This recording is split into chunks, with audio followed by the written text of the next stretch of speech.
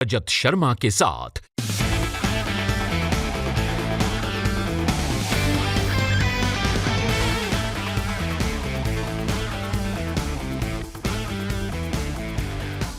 नमस्कार, आज की बात में आपका स्वागत है। आप सब जानते हैं कि कोरोना के खतरनाक वायरस की वजह से चारों तरफ निराशा का, हताशा का माहौल है। लोग परेशान हैं, लेकिन दुख और तकलीफ के इस वातावरण में अब से थोड़ी देर पहले एक अच्छी खबर आई। और अच्छी खबर यह है कि 1 मई से देश में 18 साल से ऊपर का हर व्यक्ति वैक्सीन लगवा सकेगा। वैक्सीनेशन के तीसरे फेज में तेजी से लोगों को वैक्सीन लगाने के लिए यह बहुत बड़ा फैसला आज प्रधानमंत्री नरेंद्र मोदी ने किया। मोदी ने कोरोना का मुकाबला करने के लिए डॉक्टर्स और दवा कंपनियों के साथ एक लंबी मीटिंग की, जिसमें इस बात पर चर्चा हुई और उसके बाद यह बड़ा फैसला लिया गया। इसका मतलब है कि भारत में कुल 90 करोड़ लोग अब वैक्सीन ले सकते हैं और यह अपने आप में दुनिया का सबसे बड़ा वैक्सीनेशन प्रोग्राम है। इन 90 करोड़ लोगों को वैक्सीन की 2 डोज लगेगी, यानी भारत में वैक्सीन की 180 करोड़ डोज की जरूरत होगी। अब तक 12 करोड़ लोगों को वैक्सीन दी जा चुकी है, 12 करोड़ डोज लग चुकी है। और अच्छी बात यह कि फार्मा कंपनियां 50% वैक्सीन डायरेक्टली राज्य सरकारों को बेच सकेगी। यह भी एक बड़ा फैसला है। और आम लोग के लिए एक बड़ा फैसला हुआ, वो ये कि अब ओपन मार्केट में भी पहले से तय कीमत पर वैक्सीन मिलेगी। इसका मतलब है कि आप सीधे बाजार जाकर अपने लिए वैक्सीन खरीद पाएंगे। इससे वैक्सीन लगाने की रफ्तार तेज होगी। वैक्सीन बनाने वाली कंपनियों को उनका प्रोडक्शन बढ़ाने के लिए इंसेंटिव दिया जाएगा। अब स्वदेशी कंपनियों के साथ साथ विदेशी कंपनियां भी भारत में अपनी अपनी वैक्सीन बेच पाएंगी। हालांकि पहली तरह हेल्थ केयर स्टाफ और फ्रंटलाइन वर्कर समेत 45 साल से ऊपर के लोगों के लिए फ्री वैक्सीनेशन चलता रहेगा। आम लोगों ने सरकार के इस फैसले की तारीफ की। लोग मानते हैं कि वैक्सीन सबके लिए जरूरी है, युवाओं के लिए खास तौर से। वो नौकरी करना चाहते हैं, परिवार को पालना चाहते हैं, घर से बाहर निकलना उनकी मजबूरी है। अब कोरोना वायरस नौजवानों को निशाना बना रहा है, इसलिए लोगों को लगता है कि उनको भी वैक्सीन लगवाने की छूट मिली। ये एक अच्छा फैसला है। बहुत सारे लोग मांग कर रहे थे कि अब वैक्सीन 18 साल से कम उम्र के लोगों के लिए खोल देनी चाहिए। और इसकी एक बड़ी वजह है कि नए म्यूटेंट के बाद बड़ी संख्या में नौजवान भी कोरोना के शिकार हो रहे हैं। पिछले 5 दिनों से देश में हर दिन कोरोना के 2 लाख से ज्यादा नए केसेस दर्ज हो रहे हैं। स्पीड कितनी तेज है, इसका अंदाज आपको इस बात से लगेगा कि रोज नए आने वाले मामलों को 1 लाख से 2 लाख रोजाना होने में सिर्फ 10 दिन का वक्त लगा। 10 दिन में केसेस डबल हो गए और यह बहुत स्पीड है। और आज 2,73,000 से ज्यादा नए मामले सामने आए, जो अब तक का सबसे बड़ा आंकड़ा है, सबसे बड़ी फिगर है। एक्सपर्ट्स को आशंका है कि जल्दी यह नंबर डेली 3 लाख केसेस से ऊपर पहुंच सकता है। देश में कोरोना पॉजिटिव मरीजों की सबसे ज्यादा संख्या महाराष्ट्र में है और यहां अब तक 38 लाख से ज्यादा केस आ चुके हैं। सरकार के इस फैसले का, वैक्सीनेशन को खोले जाने का, आम लोगों ने स्वागत किया। उनका कहना है कि कोरोना के सेकेंड वेव से नौजवानों पर खतरा है और इन्हें बाहर जाना पड़ता है। इसलिए लोगों को लगता है कि 18 साल से ज्यादा उम्र के लोगों को वैक्सीन देने का फैसला सही है, सही वक्त पर हुआ है और इससे कोरोना को रोकने में मदद मिलेगी। ये तो बहुत ही अच्छा स्टेप लिया है सरकार ने, बहुत माननीय स्टेप है जिसे कहा जाए, और मैं इसका स्वागत करता हूँ। सबको ही लगनी चाहिए और सबको लगवानी भी चाहिए, जिससे कि हमारा ये जो एक पेंडेमिक आया हुआ है कोरोना, जल्दी से जल्दी दूर हो और हम लोग वैसे ही स्वस्थ रहें और वैसे ही खेले कूदें, वैसे ही त्यौहार मनाएं, वैसे ही ईद मनाएं, वैसे ही दिवाली होली मनाएं। बहुत ही अच्छा स्टेप लिया है, मैं इसके लिए बहुत बहुत धन्यवाद देता हूँ सरकार का। अच्छा है और लगना चाहिए, सभी के लगना चाहिए, क्योंकि इस कोरोना की जैसी बीमारी है। और इसकी एक बड़ी वजह है कि नए म्यूटेंट के बाद बड़ी संख्या में नौजवान भी कोरोना के शिकार हो रहे हैं। पिछले 5 दिनों से देश में हर दिन कोरोना के 2 लाख से ज्यादा नए केसेस दर्ज हो रहे हैं। स्पीड कितनी तेज है, इसका अंदाज आपको इस बात से लगेगा कि रोज नए आने वाले मामलों को 1 लाख से 2 लाख रोजाना होने में सिर्फ 10 दिन का वक्त लगा। 10 दिन में केसेस डबल हो गए और ये बहुत स्पीड है। और आज 2,73,000 से ज्यादा नए मामले सामने आए, जो अब तक का सबसे बड़ा आंकड़ा है, सबसे बड़ी फिगर है। एक्सपर्ट्स को आशंका है कि जल्दी यह नंबर डेली 3 लाख केसेस से ऊपर पहुंच सकता है। देश में कोरोना पॉजिटिव मरीजों की सबसे ज्यादा संख्या महाराष्ट्र में है और यहां अब तक 38 लाख से ज्यादा केस आ चुके हैं। सरकार के इस फैसले का, वैक्सीनेशन को खोले जाने का, आम लोगों ने स्वागत किया। उनका कहना है कि कोरोना के सेकेंड वेव से नौजवानों पर खतरा है और इन्हें बाहर जाना पड़ता है। इसलिए लोगों को लगता है कि 18 साल से ज्यादा उम्र के लोगों को वैक्सीन देने का फैसला सही है, सही वक्त पर हुआ है और इससे कोरोना को रोकने में मदद मिलेगी। ये तो बहुत ही अच्छा स्टेप लिया है सरकार ने, बहुत माननीय स्टेप है जिसे कहा जाए, और मैं इसका स्वागत करता हूँ। सबको ही लगनी चाहिए और सबको लगवानी भी चाहिए, जिससे कि हमारा ये जो एक पेंडेमिक आया हुआ है कोरोना, जल्दी से जल्दी दूर हो और हम लोग वैसे ही स्वस्थ रहें और वैसे ही खेले कूदें, वैसे ही त्यौहार मनाएं, वैसे ही ईद मनाएं, वैसे ही दिवाली होली मनाएं। बहुत ही अच्छा स्टेप लिया है, मैं इसके लिए बहुत बहुत धन्यवाद देता हूँ सरकार का। अच्छा है और लगना चाहिए, सभी के लगना चाहिए, क्योंकि इस कोरोना की जैसी बीमारी है, इससे सब बचे रहेंगे। और बच्चे हो बड़े हो कोई भी हो, वैक्सीन तो सबके लिए ज़रूरी है, तो सभी को लगना चाहिए।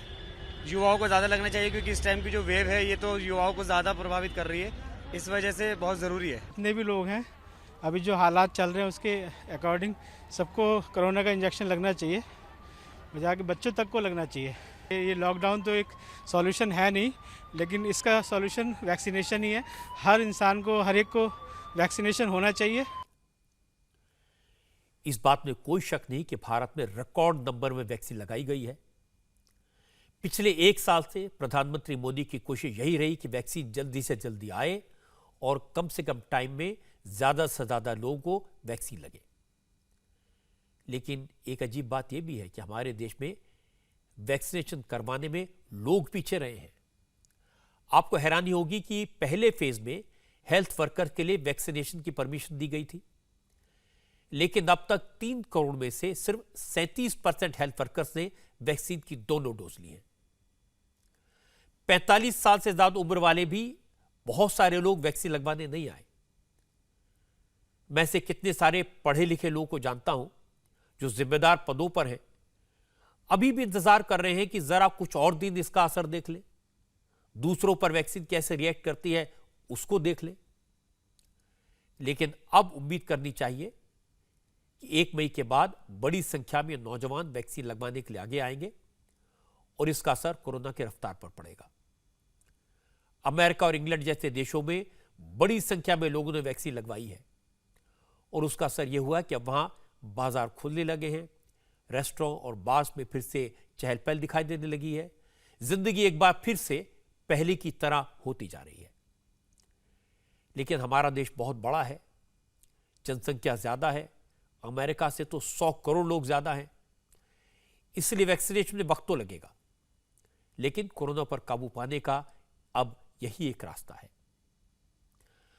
और कोरोना केसेस की बात करें तो महाराष्ट्र के अलावा दिल्ली में इस वक्त हालत बेहद खराब है।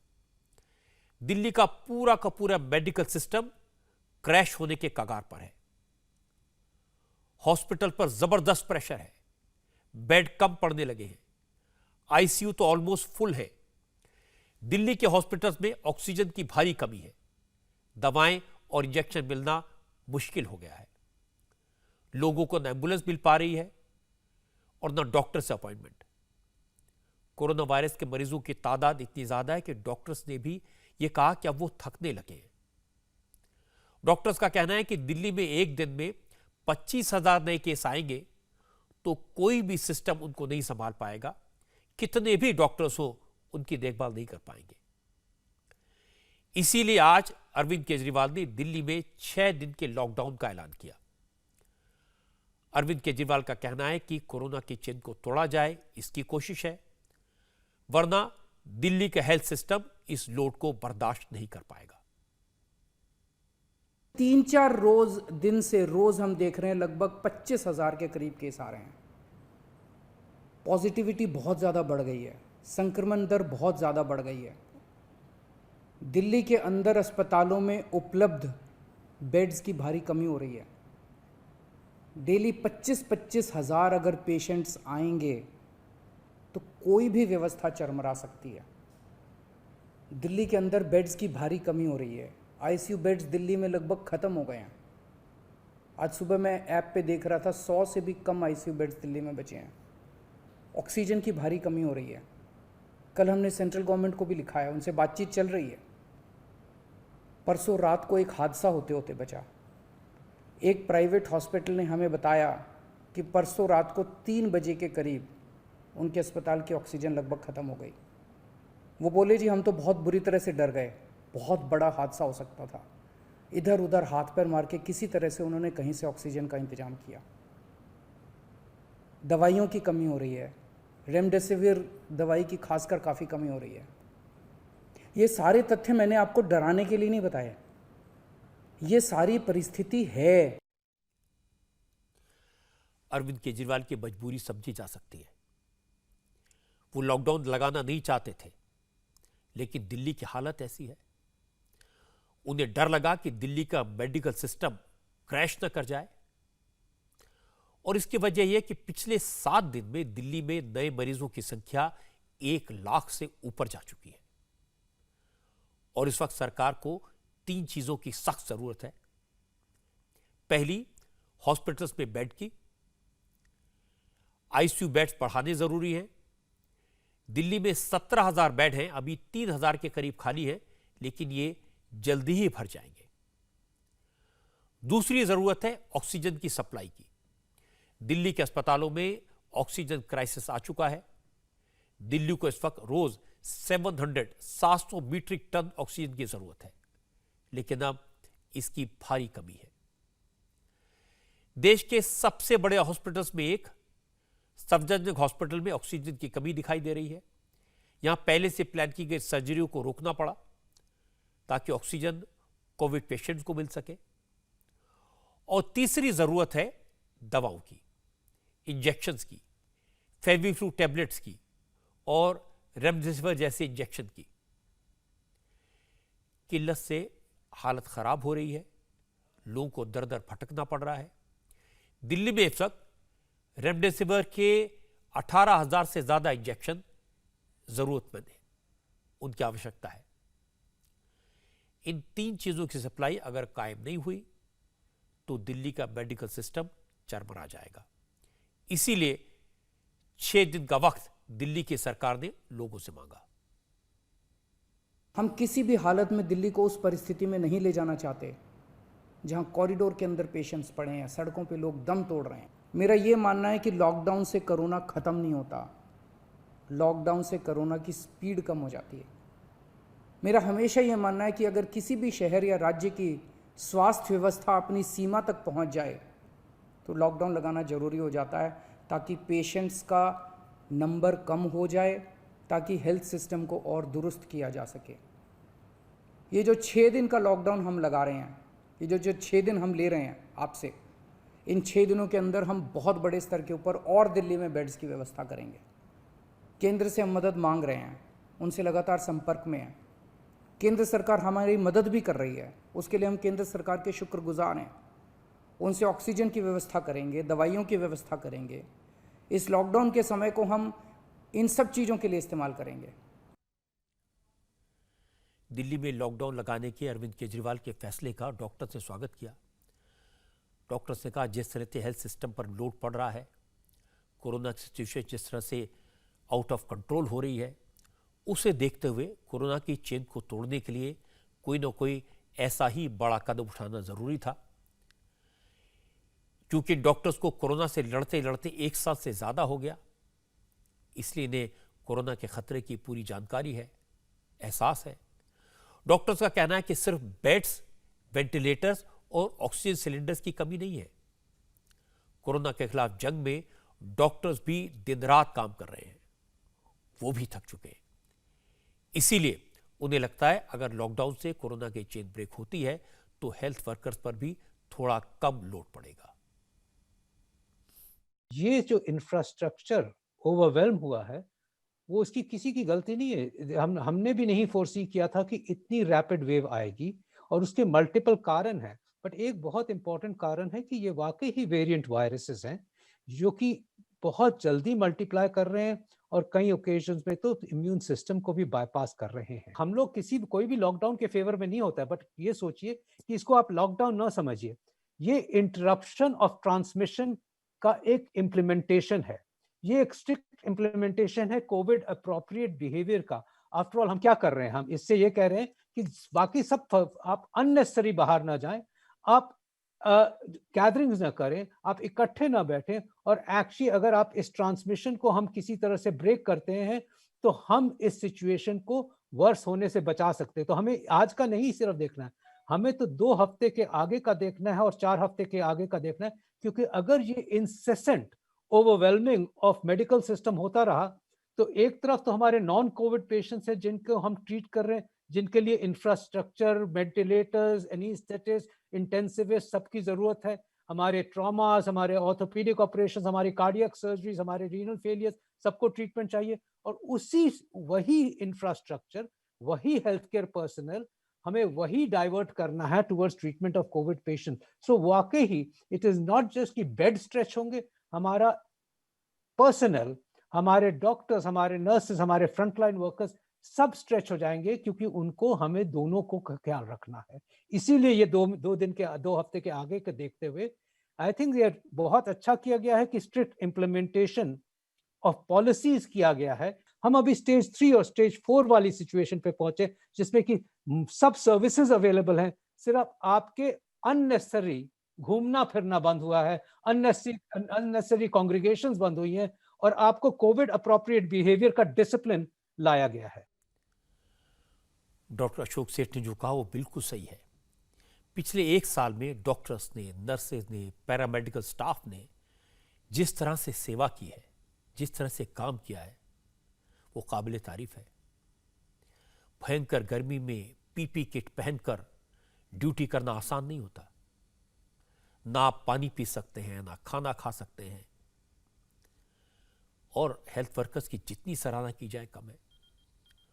डॉक्टर्स जानते हैं कोरोना के सेकंड वेव के दौरान किस तरह से हॉस्पिटल में बेड्स की, ऑक्सीजन की, वेंटिलेटर्स की शॉर्टेज हो रही है। इसीलिए देश के कुछ डॉक्टर्स कह रहे थे कि ऐसा क्या करें जिससे हॉस्पिटल लोड कम हो। इस सवाल जब उनसे पूछा, दिल्ली में सर गंगाराम हॉस्पिटल के डॉक्टर वेद चतुर्वेदी ने एक बड़ी बात कही। उन्होंने बताया, अगर कोरोना के माइल्ड सिम्टम्स हों तो खुद ही अपने घर में कैसे अपनी देखभाल की जा सकती है। अब कुछ जो 1% लोग हैं और उसमें से जिनको हॉस्पिटलाइजेशन की जरूरत है, वो लोग हैं जिनका ऑक्सीजन लेवल 94 से, तो उसके लिए हमें पल्स ऑक्सीमीटर की जरूरत पड़ती है। तो आप पल्स ऑक्सीमीटर घर में रखिए, और 1-1 मिनट में देखने की जरूरत नहीं है। आप सुबह, दोपहर, शाम देख लीजिए, और आपको लगता है कि भाई एक बार कम हो रहा है तो उसको 2-3 बार और चेक कर लीजिए। यदि आपको लगता है कि परसिस्टेंट मेरा ऑक्सीजन लेवल कम जा रहा है, तो कुछ बताया गया हम लोगों ने, जैसे हम लोग नॉर्मली पीठ के बल सोते हैं, तो आप पेट के बल सो जाइए, जिसे कहते हैं कि प्रोन पोजीशन। हमारे मेडिकल साइंस में इसको बोलते हैं प्रोन पोजीशन। प्रोन पोजीशन से लंग में ऑक्सीजनेशन ज्यादा होता है। ये बहुत पहले से मालूम होगा, आपने देखा होगा जिनका ऑपरेशन होता है, ऑपरेशन के बाद एनेस्थेटिस्ट उनको प्रोन पोजीशन में रखते हैं, क्यों? उससे ऑक्सीजनेशन ज्यादा होता है। एक होता है ऑक्सीजन सिलेंडर और एक होता है कंसंट्रेटर। ऑक्सीजन सिलेंडर को बार बार रिफिल करने की जरूरत पड़ती है। ऑक्सीजन कंसंट्रेटर है, महंगा जरूर होता है, 50-60 हजार रुपए का आता है। आफ्टर ऑल हॉस्पिटल में क्या होता है, आप हॉस्पिटल में जाएंगे भी तो हॉस्पिटल करेगा क्या? हॉस्पिटल आपको ऑक्सीजन कमी है तो ऑक्सीजन देगा, तो यदि आप घर में ले सकते हैं तो बहुत अच्छा है। आप प्रोन पोजीशन में, हॉस्पिटल आपको लेटाएगा तो आप भी प्रोन पोजीशन में ले सकते हैं। और यदि आपका डॉक्टर, यदि आपका फैमिली डॉक्टर बोलता है कि देखिए आपको बेड तो मिल नहीं रहा, आइडियल सिचुएशन तो यह है कि आपकी ऑक्सीजन कम हो रही है तो आपको हॉस्पिटल में जाना है, बट यदि आइडियल नहीं हो रहा है तो कुछ तो हमको उसके पहले करना पड़ेगा। तो ये दोनों चीजें आपने कर ली, और आपके डॉक्टर के सुपरविजन में आप स्टेरॉइड ले सकते हैं। वो आपको डोज डिसाइड करेगा, ओरल टैबलेट, क्योंकि वो हॉस्पिटल में भी वही होने वाला है। जब हॉस्पिटल में जाएंगे तब भी आपको स्टेरॉइड दिया जाएगा, बट अपने मन से ना लें, आप अपने एक फैमिली डॉक्टर के सुपरविजन में लीजिए। तो डॉक्टर्स की बात बिल्कुल सही है, अगर ज़रूरत ना हो तो हॉस्पिटल मत जाइए, आप अपने घर में रहकर ही कोरोना से लड़ सकते हैं। एक और बात, आपने देखा होगा कि इस बार पूरे के पूरे परिवार कोरोना के वायरस से इन्फेक्टेड हो रहे हैं, इसीलिए नंबर इतनी तेजी से बढ़ रहा है। असल में जब किसी को खांसी, बुखार, जुकाम जैसे सिम्टम्स होते हैं तो लोग क्या करते हैं, 2-3 दिन तक इंतजार करते हैं, क्रोसिन खाते हैं, कफ सिरप ले लेते हैं, ये सोचकर कि ठीक हो जाएंगे। डॉक्टर के पास नहीं जाते, कई बार केमिस्ट से दवाई ले आते हैं। जब 3-4 दिन बुखार नहीं जाता तो चौथे दिन टेस्ट करवाने जाते हैं। 5वें दिन जब कोरोना की रिपोर्ट पॉजिटिव आती है, इतने दिन में यह वायरस उनके अपने ही परिवार के दूसरे लोगों को ट्रांसमिट हो चुका होता है। घर घर में यह कहानी है। मैंने इस बारे में डॉक्टर से बात की, सबकी सलाह है जैसे ही सिम्टम दिखे, खांसी, बुखार, जुकाम हो तो अपने आप को आइसोलेट करें, टेस्ट कराने की रिपोर्ट आने का इंतजार न करें, परिवार के बाकी सदस्यों से दूरी बनाएं, बाकी परिवार के लोग भी मास्क पहने और अपने आप इलाज करने के बजाय डॉक्टर्स की सलाह लें, टेस्ट करवाएं।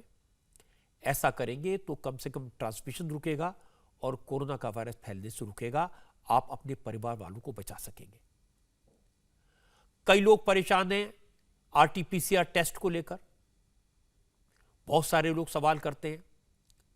असल में पिछले कुछ दिनों से इस तरह की खबरें फैलाई गई कि कई लोगों में कोरोना के सिम्टम्स आरटी-पीसीआर टेस्ट में पकड़ में नहीं आ रहे, सीटी स्कैन करवाना पड़ता है। आज डॉक्टर अशोक सेठ ने बताया कि कुछ केसेस में ऐसा हो रहा है, लेकिन पूरे आरटी-पीसीआर टेस्ट पर सवाल उठाना ठीक नहीं है। ये जो पर्सपेक्टिव है कि शायद मिस आउट कर रहा है, ये एक थ्योरेटिकल पर्सपेक्टिव जरूर है। It depends upon the RT PCR test कौन सी क्वालिटी का है, कितने जीन सीक्वेंसेस देखता है। और ये देखा गया है कि जो 3-4 स्पेसिफिक टेस्ट है, जो एफडीए ने भी कहा कि वो शायद मिस कर जाएं नए वेरिएंट्स को पिकअप करने, बिकॉज वो एक जीन सीक्वेंस को देख रहे हैं, अनलेस कि आपका हाई लेवल का आरटी-पीसीआर टेस्ट हो। तो ये अब थ्योरेटिकल बातें हैं जो हमने प्रैक्टिस में नहीं देखी है। RT-PCR differs on various things, किस तरह से सैंपलिंग ली गई है, कहाँ से सैंपलिंग ली गई है, थ्रोट और नोज से दोनों से ली गई है कि नहीं, उसकी ट्रांसपोर्टेशन किस तरह से हुई है, उस पर भी डिपेंड करता है, और किस टाइम ऑफ इन्फेक्शन पे ली गई है। अगर जल्दी ले ली जाए या 1-2 दिन ऑफ एक्सपोजर के बाद ले ली जाए तो नेगेटिव आ जाएगा, और उसके बाद वही टेस्ट 3 दिन बाद पॉजिटिव आ जाएगा। सो आई डोंट थिंक हमें इससे सोचना चाहिए कि आरटी-पीसीआर टेस्ट पे कोविड को मिस कर रहा है, बट वैसे भी ये 70% सेंसिटिव टेस्ट। और फाइनली जिनको हम सोचते हैं कि चेस्ट इन्वॉल्वमेंट्स है या हमें डायग्नोसिस अभी भी कंफ्यूजन है और ऑक्सीजन डाउन हो रही है, उनका ही सीटी स्कैन होता है। तो ये नहीं कहूंगा कि सीटी स्कैन एक डायग्नोस्टिक टेस्ट एज अपफ्रंट किया जाता है, ये हमेशा दूसरे टेस्टों के साथ कोरिलेट करने को किया जाता है। और इसीलिए हम ये ना समझे कि आपका डायग्नोज हुआ या आपको खांसी हुई है तो सीधा सीटी स्कैन कराने दौड़े। It is indicated for a specific reason. कई जगह लोग ये शिकायत करते हैं कि उन्हें सिम्टम्स हैं, खांसी है, बुखार है, जुकाम है, बॉडी एक है, सिर में दर्द है, लेकिन जब टेस्ट कराया तो रिपोर्ट नेगेटिव आई। तो फिर अफवाह फैली कि जो नया म्यूटेंट है, कोरोना वायरस का जो नया स्वरूप है, वो आरटी-पीसीआर टेस्ट की पकड़ से बाहर है, इसमें डिटेक्ट नहीं होता। तो मैंने एक्सपर्ट से बात की, उन्होंने बताया कि यह धारणा बिल्कुल गलत है। आईसीएमआर के डीजी डॉक्टर बलराम भार्गव के मुताबिक आरटी-पीसीआर टेस्ट गोल्ड स्टैंडर्ड है, किसी म्यूटेंट को न डिटेक्ट करने का या मिस करने का तो कोई चांस ही नहीं है, सबको पकड़ता है। बाकी डॉक्टर्स भी ये कहते हैं कि थ्योरी में तो कहा जा सकता है कि ये टेस्ट 70% इफेक्टिव है, लेकिन प्रैक्टिकल तरीके में डॉक्टर्स का अनुभव है कि आरटी-पीसीआर टेस्ट में नए म्यूटेंट को भी पकड़ा जा सकता है। और उनका कहना है कि कई बार पहली बार में टेस्ट नेगेटिव आता है, लेकिन सिम्टम्स अगर बने रहें तो अपने आप को आइसोलेट करना चाहिए और 3 दिन बाद फिर से टेस्ट कराना चाहिए। मैं दिल्ली वालों से कहना चाहूँगा कि अगले 6 दिन लॉकडाउन का पूरी कड़ाई से पालन करना चाहिए, क्योंकि लॉकडाउन लगाने का थोड़ा फ़ायदा मुंबई में दिखाई दे रहा है। अगर मुंबई की पिछले एक हफ्ते के आंकड़े देखें तो ऐसा लग रहा है कि लॉकडाउन की वजह से कोरोना के केसेस में कमी आ रही है।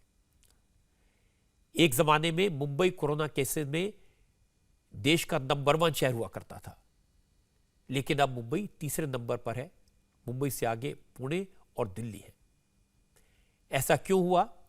इसी एक वजह तो यह कि महाराष्ट्र सरकार ने 15 अप्रैल से राज्य में ब्रेक द चेन मुहिम शुरू की, सख्त कदम उठाए और इसका नतीजा सामने आया। मुंबई में कोरोना के नए केसेस में बहुत कमी तो नहीं आई है, लेकिन जिस रफ्तार से बढ़ोतरी हो रही थी उस पर ब्रेक लगा है। कोरोना कर्व एक तरह से फ्लैट हो गया है। मुंबई में कोरोना केसेस का जो आंकड़ा है वो 8 से 9,000 के बीच रुक गया है। 11 अप्रैल को मुंबई में करीब 10,000 नए केसेस आए थे। 15 अप्रैल से ब्रेक द चेन मुहिम शुरू हुई तो ये फिगर 8,500 के आसपास पहुंच गई। आज मुंबई में 7,381 नए केसेस आए हैं, यानी नए कोरोना केस लगातार 9,000 से नीचे आते जा रहे हैं। इसी तरह कोरोना से होने वाली मौत का आंकड़ा भी 50 से 55 के बीच टिका हुआ है। इस डेटा को देखकर कहा जा सकता है कि मुंबई में कोरोना की चेन को ब्रेक करने के लिए जो सख्त कदम उठाए गए उसका फायदा साफ दिखाई दे रहा है। हो सकता है मुंबई के आंकड़े दिल्ली में आज लॉकडाउन लगाने की वजह बने हो, तो मैं आपको दिल्ली और मुंबई के कोरोना के नए केसेस का एक कंपैरिजन दिखा देता हूं। ये दोनों शहर वाले समझ लें और देख लें। अगर पिछले 3 दिन के फिगर्स देखें तो 16 अप्रैल को मुंबई में 8,839 केस सामने आए थे, जबकि दिल्ली में 19,486 केसेस आए।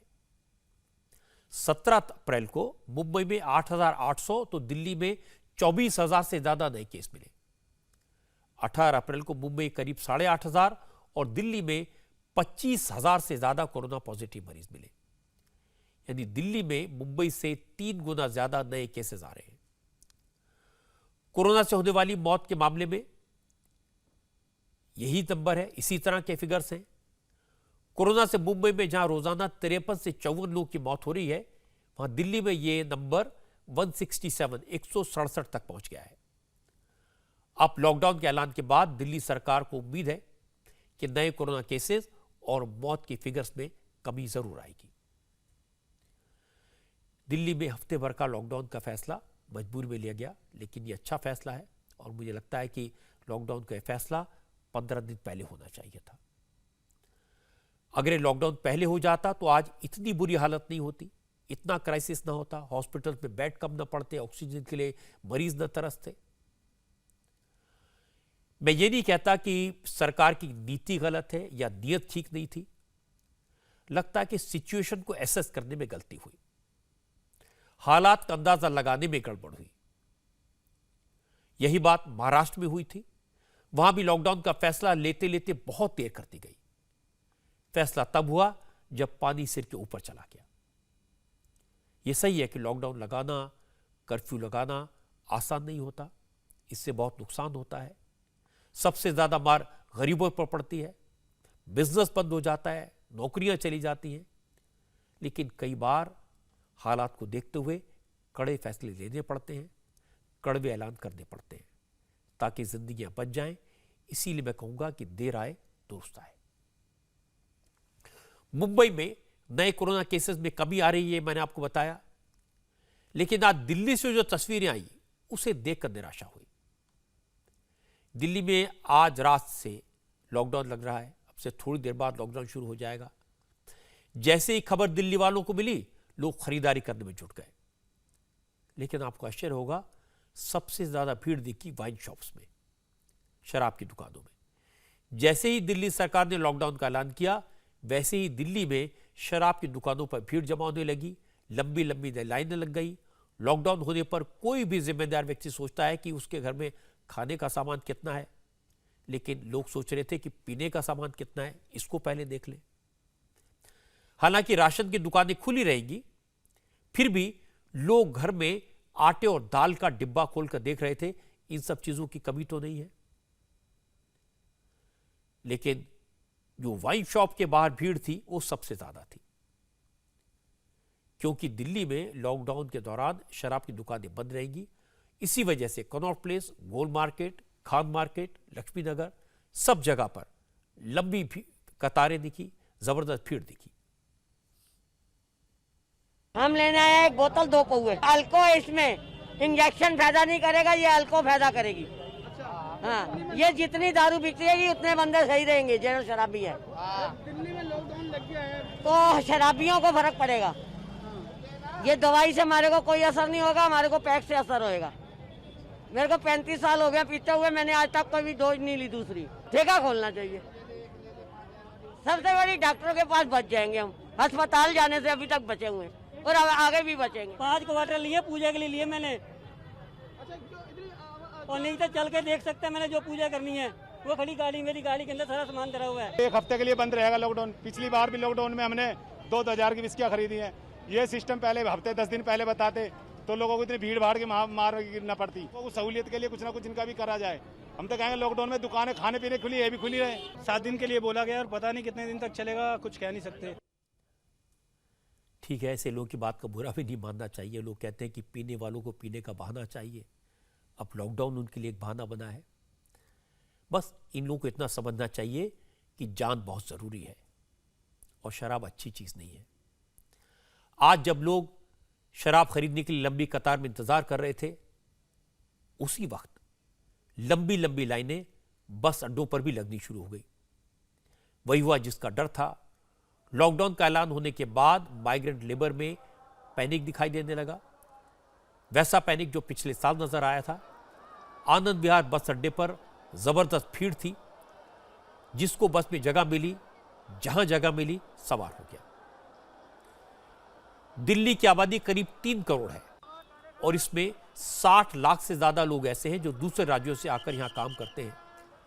इनमें ज्यादातर लोग रोज कमाने खाने वाले हैं।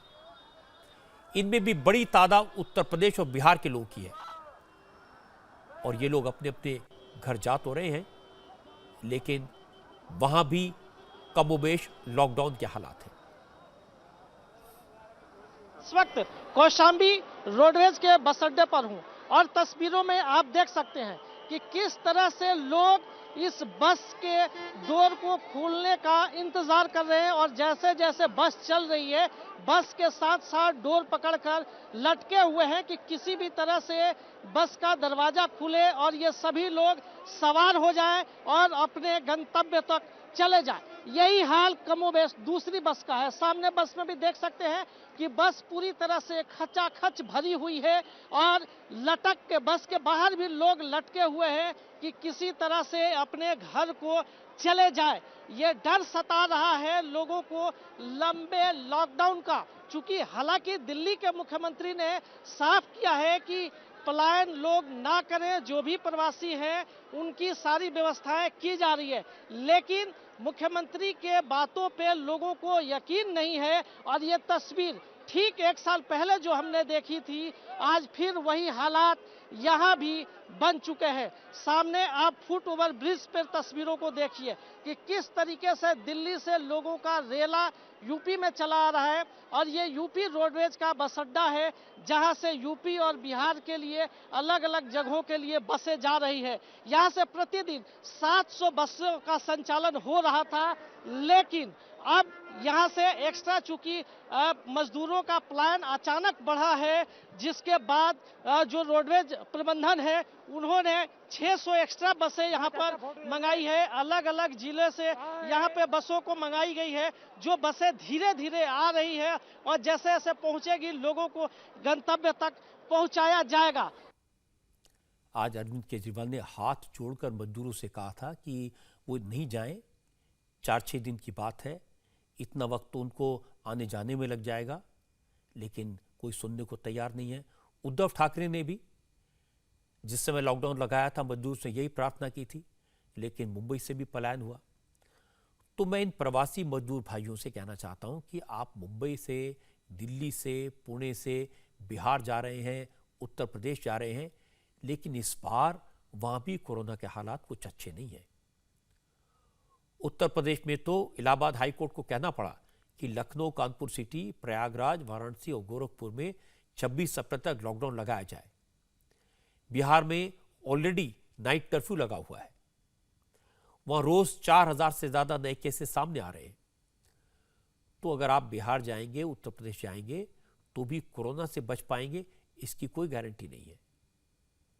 बेहतर तो होगा कि जहां हैं वहीं रहें, कुछ दिन की बात है, उसके बाद हालात काबू में आने लगेंगे।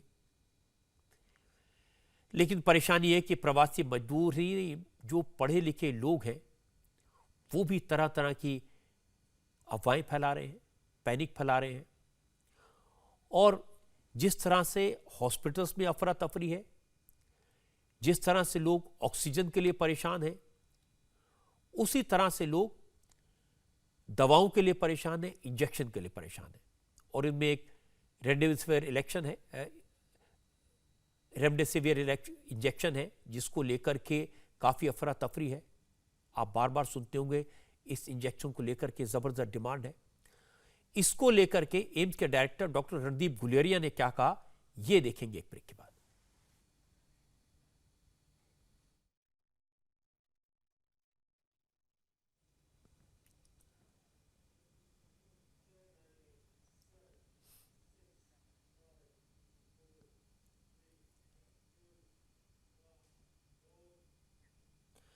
एक बड़ी अफवाह आजकल चारों तरफ उड़ रही है कोरोना मेडिसिन को लेके, और जिस इंजेक्शन की, जिस मेडिसिन की सबसे ज़्यादा चर्चा है, जिसका नाम मैंने आपको बताया रेमडेसिविर, ये कोरोना की दवा नहीं है, लेकिन लोगों ने इसे कोरोना का इलाज मान लिया है।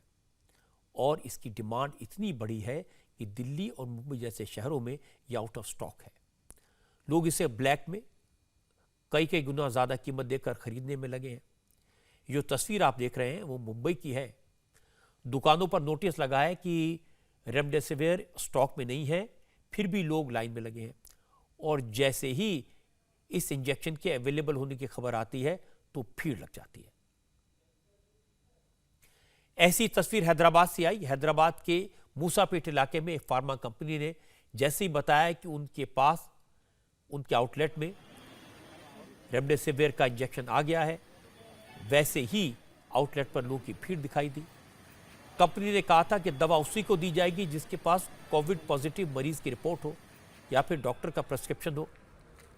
लेकिन बड़ी संख्या में से लोग पहुंच गए जिनके पास दोनों नहीं थे। उन्हें लगा अगर वो ज़्यादा कीमत दे देंगे तो शायद दवा मिल जाए, और इस चक्कर में ऐसी भीड़ लगी कि नौबत धक्का मुक्की तक पहुंच गई। कोरोना प्रोटोकॉल के सारे नियम टूट गए। इंजेक्शन लेने के लिए झगड़ा होने लगा।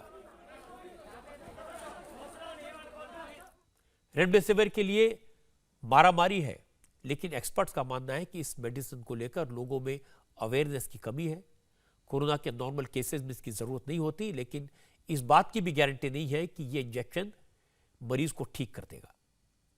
लेकिन जिस तरह से कोरोना पेशेंट्स के लिए रेमडेसिविर की डिमांड बढ़ती जा रही है, उसी की वजह से इसकी कमी भी हो रही है।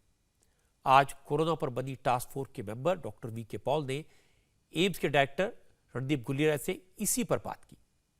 डॉक्टर गुलेरिया ने माना कि अब तक ऐसी कोई स्टडी नहीं आई है जिससे साबित हो कि रेमडेसिविर की वजह से कोरोना की मोर्टेलिटी रेट कम हो जाती है। तो ये बड़ा ज़रूरी है कि बिना डॉक्टर की सलाह के कोई दवाई न लें, और कोई दवाई, कोई इंजेक्शन होल्ड करने की ज़रूरत नहीं है। सच तो है कि कोरोना का अभी तक कोई इलाज नहीं है, और आज जब ये खबर मिल गई है कि बड़े पैमाने पर वैक्सीनेशन होगा, सब लोग वैक्सीनेशन करवा सकते हैं, तो फिर इस पर ज़्यादा फोकस होना चाहिए। हमको इस बात का एहसास होना चाहिए कि कोरोना के केसेस इतनी रफ्तार से क्यों बढ़े, क्योंकि हमने समझने में गलती की। जब कोरोना के केसेस कम होना शुरू हो गए थे तो सारा देश मानकर बैठ गया कि भारत में सेकेंड वेव नहीं आएगी। इस हिसाब से तैयारी नहीं हुई। आपको ध्यान होगा बने बनाए कोविड सेंटर बंद कर दिए गए। पहले 15 लाख लोगों की टेस्टिंग कराने की क्षमता थी, उसमें कोई इजाफा नहीं हुआ। पिछले 6 महीने में एक भी नई लैब नहीं जोड़ी गई, इसलिए अब जब टेस्ट कराने की बारी आई तो लंबी लंबी लाइनें लगी, रिपोर्ट आने में अब देर लगने लगी। जब केसेस कम होने लगे तो हॉस्पिटल्स में बेड बढ़ाने के प्लान को कैंसिल कर दिया गया। ऑक्सीजन का जो एडवांस इंतजाम करने के प्लान थे वो भी पीछे रह गए। किसी की नीयत खराब नहीं थी, लेकिन सबको लगा खतरा टल गया है, कोरोना चला गया है, सारा फोकस वैक्सीन पर हो गया। और जैसा मैंने आपको बताया कि वैक्सीन लगवाने भी सारे लोग आगे नहीं आए। 3 करोड़ हेल्थ वर्कर्स को, डॉक्टर्स को, नर्सेस को वैक्सीन लगवाने का मौका मिला सबसे पहले, लेकिन अब तक सिर्फ 37% हेल्थ वर्कर्स ऐसे हैं जिन्होंने दोनों डोज लगवाई। और जहां तक लोगों का सवाल है तो जनता को भी लगा कि अब कोरोना खत्म हो गया, शादियां शुरू हो गई, पार्टियां होने लगी, मंदिरों में भीड़ लगने लगी, इलेक्शन रैलियां होने लगी, कुंभ का मेला भी हो गया। सब बातों को मिला के हालत तो खराब हुई, और इतनी खराब हुई कि पिछले 15 दिन में खतरनाक हो गई। अब टेस्ट की फैसिलिटी कम पड़ने लगी, हॉस्पिटल में बेड के लिए मारामारी होने लगी, लोग मरने लगे, शमशान और कब्रिस्तान में लाइनें लगने लगी, ऑक्सीजन कम पड़ गई, दवाइयां मिलनी बंद हो गई। जब ऐसे हालात हुए तो सब जागे। मैं तो कहूंगा कि अभी भी देर नहीं हुई है। हमारे यहां कहावत है, जब जागे तभी सवेरा। आज भी अगर पाबंदियों का पालन करेंगे, मास्क लगाएंगे, इन्फेक्शन का सिम्टम होते ही टेस्ट करवाएं, सिस्टम को बाईपास करने की कोशिश ना करें, और 1 मई के बाद सब लोग वैक्सीन लगवाएं, तो कोरोना के वायरस पर जरूर काबू पाया जा सकता है। और मुझे यकीन है कि अब जो लॉकडाउन और कर्फ्यू का सिलसिला शुरू हुआ है, इसका असर 2-3 हफ्ते में जरूर दिखाई देगा। लोग कोरोना से परेशान हैं, मेडिसिन, ऑक्सीजन की कमी से परेशान हैं, लेकिन कुछ लीडर इस मौके पर सियासत भी कर रहे हैं। इस सियासत की डिटेल्स एक ब्रेक के बाद। ब्रेक से पहले हम चर्चा कर रहे थे रेमडेसिविर इंजेक्शन की। महाराष्ट्र में इस इंजेक्शन को लेकर जबरदस्त सियासत हुई। शिवसेना और कांग्रेस ने former chief minister Devendra Fadnavis पर इस इंजेक्शन की होर्डिंग का आरोप लगाया। मुंबई पुलिस ने शनिवार को एक फार्मा कंपनी के डायरेक्टर से पूछताछ की थी, जिसका देवेंद्र फडणवीस ने विरोध किया था। फडणवीस के मुताबिक बीजेपी नेताओं ने इस कंपनी से मेडिसिन का स्टॉक महाराष्ट्र भेजने की अपील की थी, और इसके केंद्र और राज्य सरकार से नियमों के मुताबिक मंजूरी ले ली गई थी। हमने सरकार के लिए मांगा था, हमने जो मिनिस्टर है, मिनिस्टर साहब को जाकर बताया था कि इस प्रकार से रेमडेसिविर मिल सकता है, हम उसके लिए प्रयास करते हैं, और हमको मिलेगा तो हम महाराष्ट्र के फूड एंड ड्रग्स डिपार्टमेंट को देंगे और महानगर पालिका को देंगे। और इसीलिए फूड एंड ड्रग्स डिपार्टमेंट ने पत्र भी इशू किया। उस पत्र में बीजेपी का नाम नहीं है। वो पत्र जो है, वो पत्र आप देख सकते हैं, हमने वो कल दिखाया भी। लेकिन विरोधी पक्ष के कहने पर कैसे यहाँ पर रेमडेसिविर मिलता है, इसलिए उनको दोपहर में धमकी दी गई और शाम को उठाकर लेकर गए, और कोई सीजर नहीं है। बिल्कुल झूठी बातें बताई जा रही है। वहां पर हमारे पास तो हमने रिकॉर्ड किया हुआ है, डीसीपी का, हम उसको सामने नहीं लाना चाहते, लेकिन वहां पर हमारे पास रिकॉर्ड है। उन्होंने मान्य किया कि उनके पास से कोई सीजर नहीं है, या उनके पास कोई इतना सा भी स्टॉक वहां पर मिला नहीं है। इतना स्पष्ट होने के बावजूद केवल उन्होंने जिस प्रकार से ये कल की कार्रवाई की है, मैं इस राजनीति की निंदा करता हूं। और जहां तक हम चौकसी करेंगे वगैरह इसका सवाल है, उसको मैं डरता नहीं हूं। महाराष्ट्र के हित में काम करता हूं, 20 साल विपक्ष में काम किया है, 36 केसेस मेरे ऊपर लगी है। ये ऐसी फालतू चीजों से मुझे डराने की कोशिश नहीं करना किसी ने। देवेंद्र फडणवीस का ट्रैक रिकॉर्ड देखें तो उन पर इस तरह के इल्जाम लगाना बेमानी है, और कोई नहीं कह सकता कि देवेंद्र फडणवीस किसी मेडिसिन की होर्डिंग करने की कोशिश करेंगे। इसलिए यह वक्त ऐसा है जिसमें सियासत नहीं होनी चाहिए। सबसे बड़ी जरूरत है महाराष्ट्र के लोगों की इस क्राइसिस में मदद करने की, इस संकट में उनकी मदद करने की। यह सियासत का मामला नहीं है। सियासत तो हो रही है बंगाल में, जहां इलेक्शन को लेकर बड़ी खबर आई है। इस पर बात करेंगे ब्रेक के बाद। बंगाल के चुनाव को लेकर बड़ी खबर आपको बता दूं अब बीजेपी ने भी फैसला किया है कि बंगाल में बड़ी बड़ी पब्लिक मीटिंग नहीं की जाएंगी। बीजेपी के सीनियर लीडर छोटी छोटी पब्लिक मीटिंग्स को एड्रेस करेंगे और इन इलेक्शन रैलीज में 500 से ज़्यादा लोग शामिल नहीं होंगे। कोरोना की चेन को तोड़ने के लिए, कोरोना की बढ़ती रफ्तार को रोकने के लिए यह फैसला किया गया है। आप जानते हैं कि बंगाल में कोरोना के केस तेजी से बढ़े हैं। आज 8,400 से ज़्यादा नए केसेस सामने आए और 38 लोगों की कोरोना वायरस से मौत हुई। ममता बनर्जी ने भी अपनी कैंपेन के स्टाइल में बदलाव किया है। अब वो कोलकाता में चुनाव प्रचार नहीं करेंगी। बंगाल में 3 फेज की वोटिंग बाकी है और ममता बनर्जी अब कोलकाता छोड़कर दूसरे इलाकों में रैलियां करेंगी। हालांकि पिछले 48 घंटे में उन्होंने 7 रैलियां की हैं और मंगलवार को मुर्शिदाबाद में वो 3 जगहों पर चुनाव प्रचार करेंगी। ममता बनर्जी ने चुनाव आयोग से बार बार कहा है कि बाकी बचे हुए 3 फेज की वोटिंग एक ही दिन में करवा ली जाए। और अब वक्त है हमारी स्पेशल रिपोर्ट का। पाकिस्तान से आज ऐसी तस्वीरें आई जो कभी सीरिया और अफगानिस्तान में दिखाई दिया करती थी। क्या पाकिस्तान में हालात वाकई में सिविल वॉर जैसे हो गए हैं? अब आप बड़ी आसानी से इंडिया टीवी देख सकते हैं और इसके लिए आपको इंडिया टीवी ऐप डाउनलोड करना होगा। प्ले स्टोर या ऐप स्टोर में जाएं, इंडिया टीवी ऐप सर्च करें और इसे डाउनलोड करें। इंडिया टीवी हर जगह हर वक्त।